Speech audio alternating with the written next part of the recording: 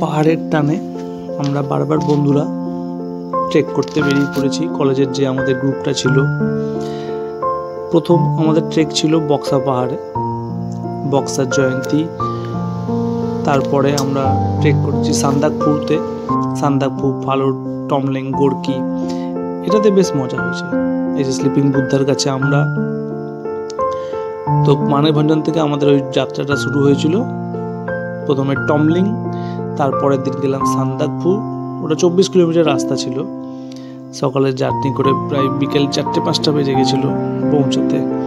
তারপরের দিন গেলাম ফালুট, সেখান থেকে পরের দিন গেলাম গোর্কিতে।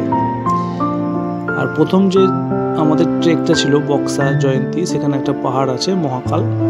এই মহাকাল পাহাড়ে আমাদের প্রথম ট্রেক আমাদের কলেজের বন্ধুদের, এবং সব থেকে মজা হয়েছিল ওইটাতে, কারণ প্রথমবার ছিল, অভিজ্ঞতা কম ছিল, ফলে ওই জার্নিটা বেশ আনন্দ হয়েছিল খুব।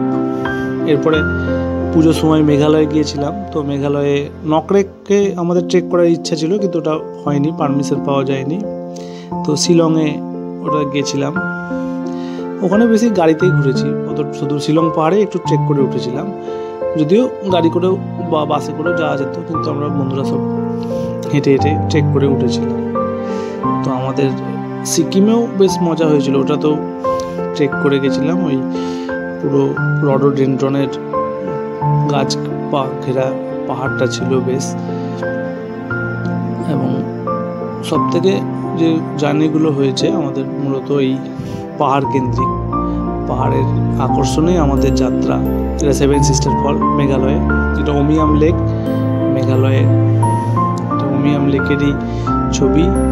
এটা হচ্ছে বক্সা পাহাড়, বক্সা জয়ন্তী, ভুটানের প্রবেশদ্বার। এটা উমিয়াম লেক,